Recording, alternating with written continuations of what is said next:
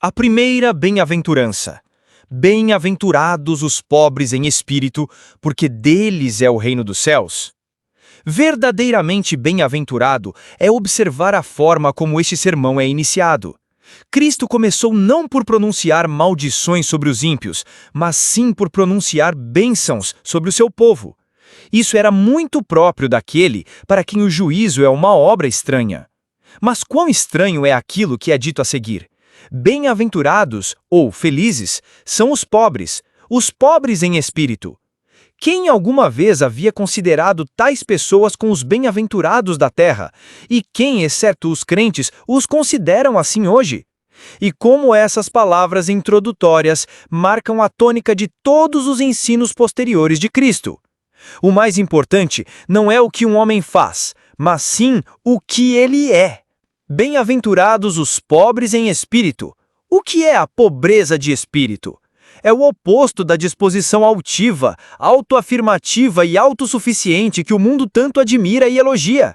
É exatamente o contrário dessa atitude independente e desafiadora que se recusa a prostrar-se diante de Deus e fala de modo audacioso, semelhante ao de Faraó. Quem é o Senhor para que eu ouça sua voz e deixe Israel ir? Ser pobre de espírito é perceber que não tenho nada, não sou nada, não posso fazer nada e que tenho necessidade de todas as coisas.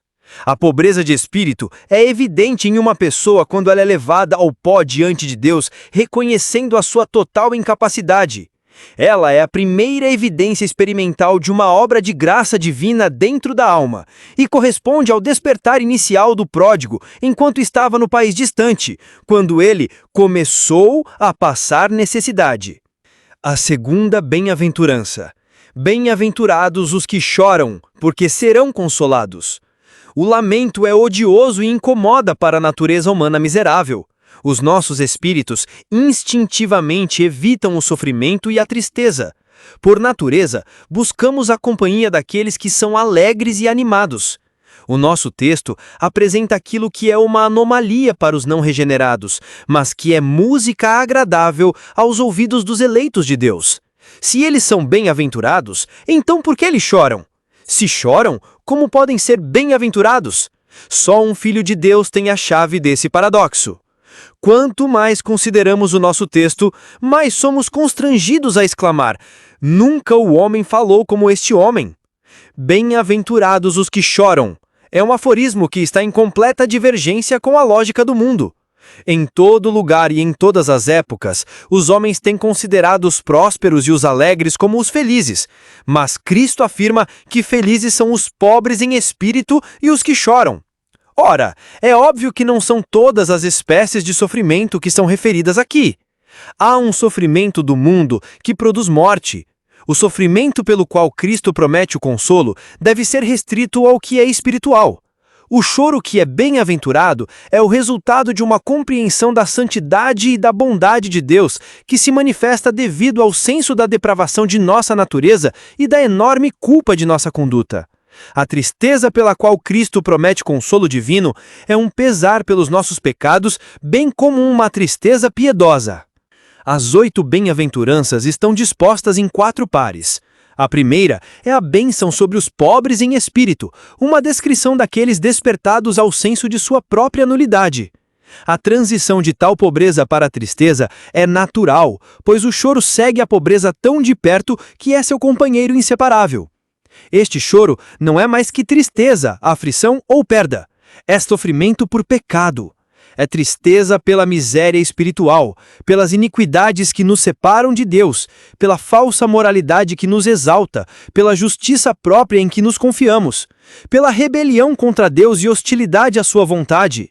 E essa tristeza sempre caminha com a pobreza de espírito.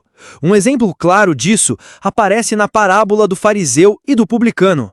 O fariseu se gabava de sua obediência e moralidade, mas foi rejeitado. Já o publicano, sem sequer levantar os olhos, batia no peito e clamava por misericórdia, e este desceu justificado. Ele era pobre em espírito e chorava pelo pecado. Aqui estão as marcas do novo nascimento. Aquele que nunca experimentou isso, por mais religioso que seja, não viu e nem entrou no reino de Deus. Como devemos ser gratos ao saber que o grande Deus habita no coração humilde e contrito. Ele, que não pode ser contido pelos céus, se agrada de habitar com os quebrantados. Bem-aventurados os que choram. Embora a referência principal seja a convicção de pecado, isso não se limita a este momento inicial. O choro é uma característica constante da vida cristã. A corrupção interior nos faz clamar com tristeza.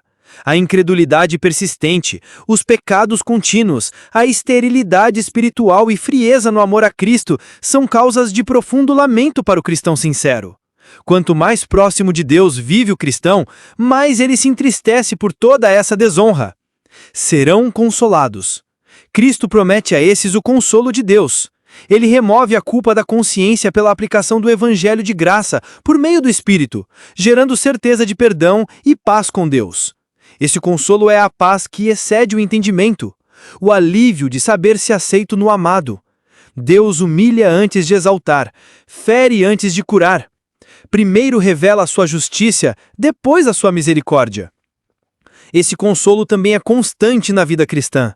Mesmo quando o crente lamenta suas falhas e pecados, ele é consolado pela certeza da purificação pelo sangue de Cristo. Mesmo quando chora por causa da impiedade ao seu redor, é confortado pela esperança da vinda do reino de justiça.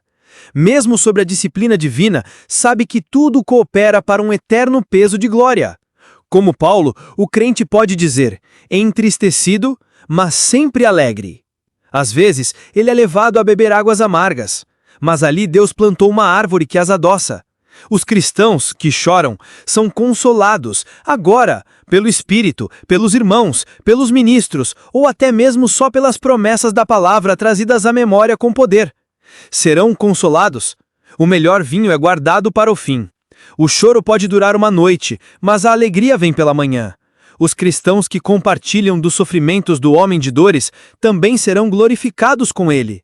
Quando o dia eterno amanhecer, a tristeza fugirá e o gemido cessará. Então será ouvido: eis o tabernáculo de Deus com os seres humanos. Deus habitará com eles. Eles serão povos de Deus, e Deus mesmo estará com eles, e será o Deus deles. Ele enxugará dos olhos toda lágrima, e já não existirá mais morte, não haverá mais luto, nem pranto, nem dor, porque as primeiras coisas passaram.